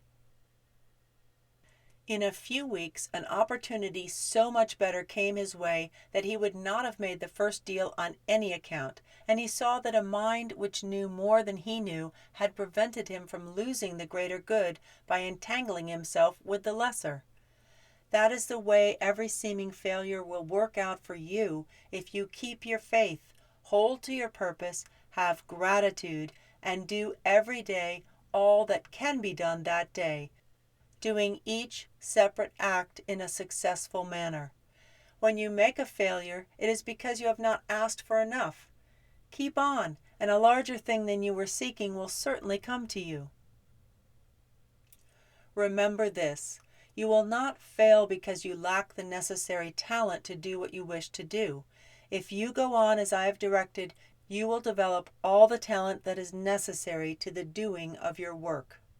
It is not within the scope of this book to deal with the science of cultivating talent, but it is as certain and simple as the process of getting rich. However, do not hesitate or waver for fear that when you come to any certain place you will fail for lack of ability. Keep right on, and when you come to that place, the ability will be furnished to you. The same source of ability which enabled the untaught Lincoln to do the greatest work in government ever accomplished by a single individual is open to you. You may draw upon all the mind there is for wisdom to use in meeting the responsibilities which are laid upon you. Go on in full faith. Study this book. Make it your constant companion until you have mastered all the ideas contained in it. While you are getting firmly established in this faith, you will do well to give up most recreations and pleasure, and to stay away from places where ideas conflicting with these are advanced in lectures or sermons. Do not read pessimistic or conflicting literature, or get into arguments upon the matter. Spend most of your leisure time in contemplating your vision, and in cultivating gratitude, and in reading this book. It contains all you need to know of the science of getting rich, and you will find all the essentials summed up in the following chapter. Chapter 17. Summary of the Science of Getting Rich. There is a thinking stuff from which all things are made, and which, in its original state, permeates, penetrates, and fills the interspaces of the universe. A thought in this substance produces the thing that is imaged by the thought. A woman can form things in her thought, and by impressing her thought upon formless substance can cause the thing she thinks about to be created. In order to do this, she must pass from the competitive to the creative mind. Otherwise, she cannot be in harmony with the formless intelligence, which is always creative and never competitive in spirit. A woman may come into full harmony with the formless substance by entertaining a lively and sincere gratitude for the blessings it bestows upon her. Gratitude unifies her mind with the intelligence of substance, so that her thoughts are received by the formless. A woman can remain upon the creative plane only by uniting herself with the formless intelligence through a deep and continuous feeling of gratitude. She must form a clear and definite mental image of the things she wishes to have, to do, or to become, and she must hold this mental image in her thoughts while being deeply grateful to the Supreme that all her desires are granted to her. The woman who wishes to get rich must spend her leisure hours in contemplating her vision and in earnest thanksgiving that the reality is being given to her. Too much stress cannot be laid on the importance of frequent contemplation of the mental image, coupled with unwavering faith and devout gratitude. This is the process by which the impression is given to the formless and the creative force is set in motion. The creative energy works through the established channels of natural growth and of the industrial and social order. All that is included in her mental image will surely be brought to the woman who follows the instructions given above, and whose faith does not waver. What she wants will come to her through the ways of established trade and commerce. In order to receive her own when it shall come to her, a woman must be active, and this activity can only consist in more than filling her present place. She must keep in mind the purpose to get rich through the realization of her mental image, and she must do every day all that can be done that day, taking care to do each act in a successful manner. She must give everyone a use value in excess of the cash value she receives, so that each transaction makes for more life. And she must so hold the advancing thought that the impression of increase will be communicated to all with whom she comes in contact. The women who practice the foregoing instructions will certainly get rich, and the riches they receive will be in exact proportion to the definiteness of their vision, the fixity of their purpose, the steadiness of their faith, and the depth of their gratitude. For paper and digital editions of The Science of Getting Rich transcribed for women, see the link in the description. Thank you for watching. Click the red subscribe button below this video and hit the bell for notifications.